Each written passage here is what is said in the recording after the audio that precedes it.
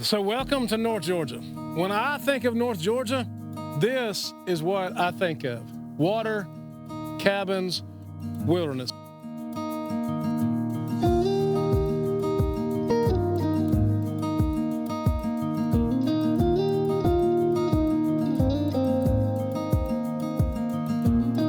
While we're here, we might as well talk about fishing. Toccoa River is the trout capital of the state of Georgia. It is a fly fisherman's paradise. My fondest memories are fishing up here with my dad. I'll tell you a little bit about that for those of you that do like to fish. So they'll stock it anywhere from about April through about Labor Day. They stock it weekly. Native rainbows, some brook trout, some brown trout. But it is a fisherman's paradise, and this is one of the highlights of North Georgia. Not only the river, but over 1,000 streams in the general North Georgia area, and a 3,200-acre lake on Lake Blue Ridge, where about 80% of it is wilderness. It's Chattahoochee National Forest. So when you come to Fannin County, make sure to bring your fishing pole. We're going to head back on up the hill, and we're going to look at our featured listing. And then we'll talk some more when we get up there.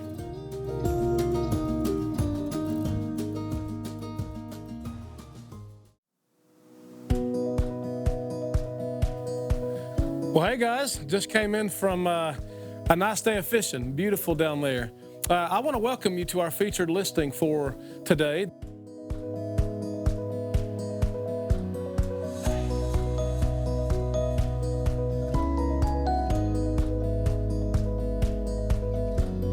This is 100 Fish Trap Road, Blue Ridge, Georgia, 30513.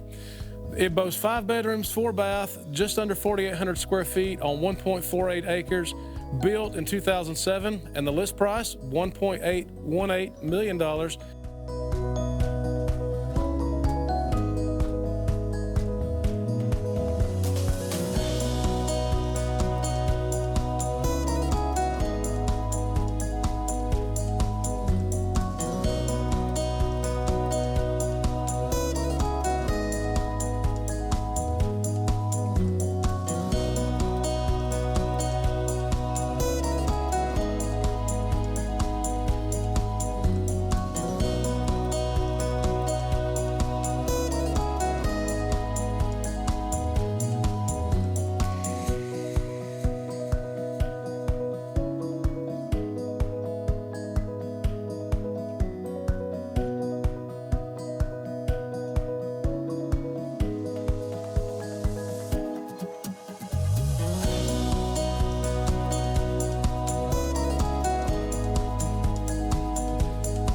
This is actually listed for sale by owner on Zillow. If you're interested, give me a call and let's check it out.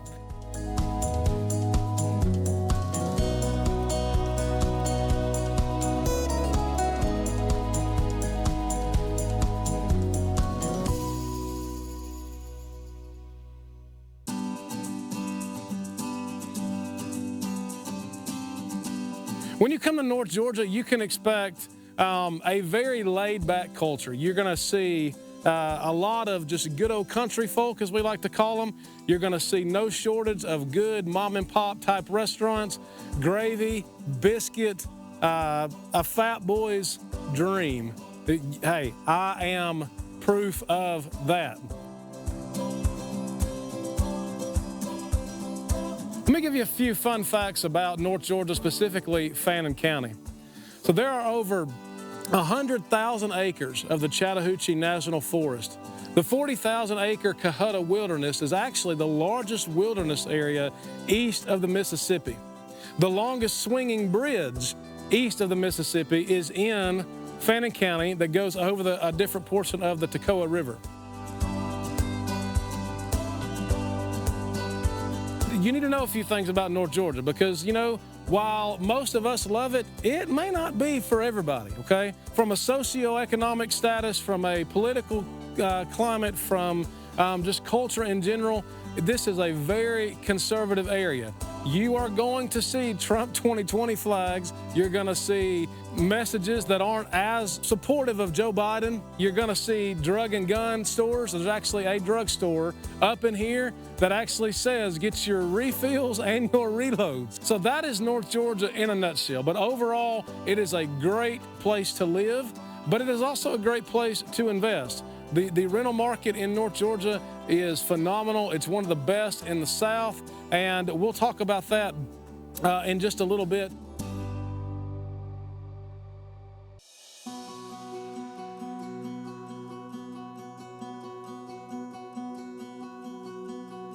Well, let's talk about North Georgia from a real estate perspective. So we're in Fannin County right now, and for me personally, I do probably 60 to 75% of my real estate business in the general North Georgia area.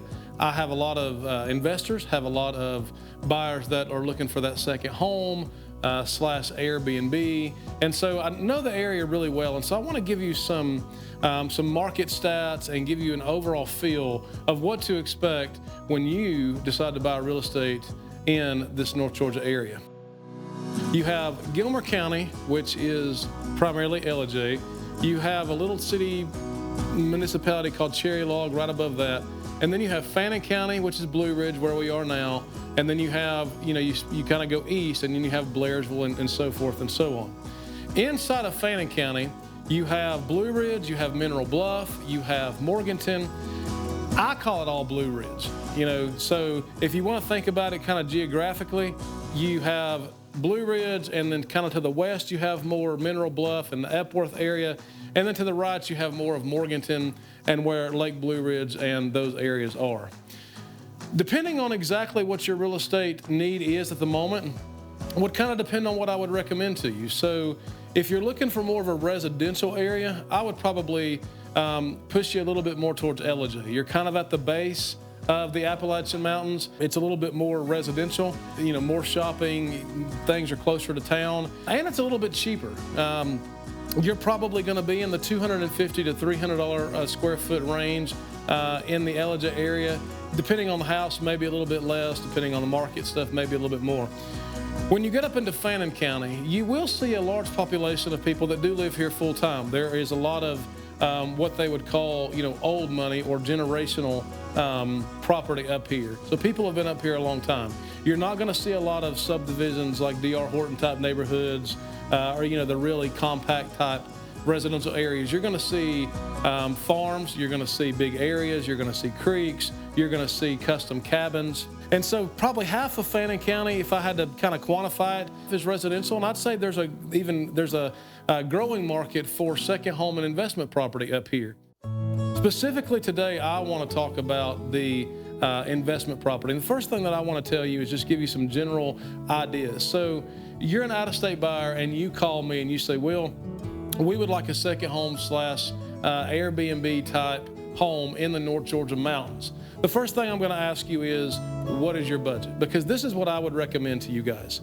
You can get, if you're going to be in Fannin County, if you're going to be in kind of the, the cream of the crop area for that, if you want a nice home meaning, nothing luxurious like up in the millions, and something that doesn't need a lot of work, but something that's move-in ready, but that's modest and kind of a mid-range type home in this area. I always tell buyers you're going to need to at least be in the $550,000 to $600,000 range in this area. Now, of course, you can get less if you go with a smaller cabin, maybe something that needs work. I would say you're probably in the $350,000 to $450,000 range. And then, of course, if you want something much nicer, the sky is the limit. I can show you things that are listed for $800,000 and $900,000. I can show you things on the lake that are actually listed for $15 million plus. So totally up to you. But I would expect in this area, you're going to be generally in the $350 to $400 per square foot range, because most people want to be either close to water or they want a view, and that of course comes with the premium.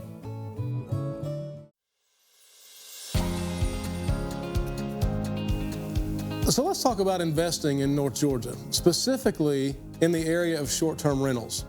So here again, I am here in Fannin County, which is my favorite part of North Georgia, but from Ellijay to Blue Ridge to Blairsville to Hiwassee, all of it, this information is going to be about the same. So according to AirDNA, Fannin County gets about a 93% rating, which is fantastic, meaning it is a great area for short-term rentals. The average occupancy rate is about 53%. Ideally, you would like that to be around 70. Now, there are a lot of factors that can affect that. You know, how are people advertising it? Are they doing strictly Airbnb, VRBO? Do they have it with a property management company?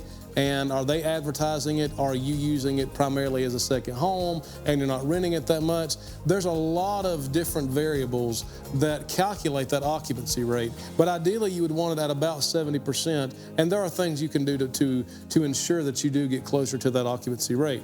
But you got that occupancy rate of about 53%. The average nightly price, according to AirDNA, is about $314 a night, and the average short-term rental in North Georgia makes about $60,000 a year gross income. You might say, well, Will, how does all this work if I decide to pay cash, if I decide to finance? How does all that work? Glad you asked. So let's run through a couple different scenarios, and I'll give you a good idea of the numbers you should expect and the numbers you should target when you're looking to invest, and then when you should decide to offload that property and maybe move on to something else.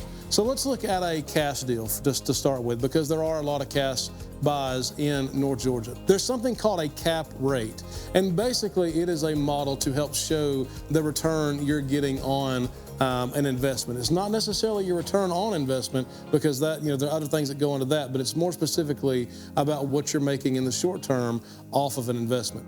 So a good cap rate is anywhere from about 4 to 10%. For my clients, obviously, I want to shoot higher at 10%. Let's take the average numbers that I just gave you. If the average annual income on a short-term rental is about $60,000, then drop in the comments right now. I'm gonna give you 5 seconds. What should your sales price be if you want to make $60,000? If you want to make $60,000 a year, that means your cabin should be about $600,000, right? So, which is about the average price of a cabin or of a home in this general area. So $600,000, if you make $60,000 a year, that's a 10% cap rate. Now, that's gross, so that's not figuring your NOI or net operating income and some of those other variables, but that kind of gives you a rough idea.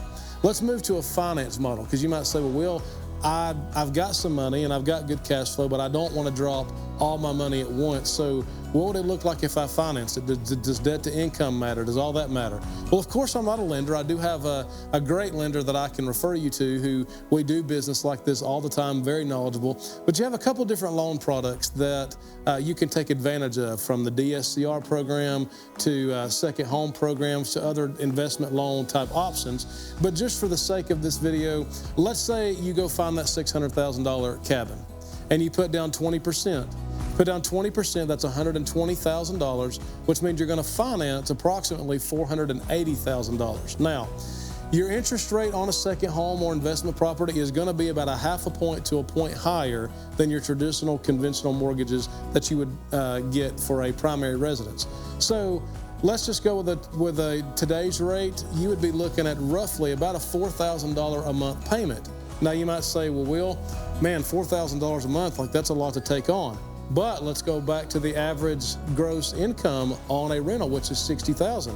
If you got $60,000 divided by 12, you're actually making roughly $5,000 a month on the rental, which, guess what? That actually means you're making money on this investment. You're making roughly $1,000 a month, okay, gross. And then don't forget, you're also, you're also appreciating the property as the years grow. So not only are you making money on the property, you're also appreciating the property over time. So you're gaining in income and you're gaining in value. Now, that leads to the last point. Will, how long should I keep a property like this, and when should I offload it? Well, let's go back to the example we just talked about. If you buy a $600,000 home, and the cap rate is about 10%, you're making about $60,000 off of it. Over time, as that property appreciates, let's say down the road, just hypothetically, that in 10 years, it's now $1 million home. It's now $1 million home, and let's just for the example say that the income has only stayed at $60,000 a year. Well, what does that mean? Your cap rate has now declined. You're out of a prime zone. So guess what? Now, put a for sale sign on the yard using me, of course. Put a for sale sign on the yard, sell the property for $1 million, make the money off the appreciation off the property, and then let's go find another place where the cap rate is higher and do the same thing all over again. So as you can see, guys, hopefully this begins to shed some light on why most people that are very wealthy have a lot of money and a lot of wealth that has come from real estate.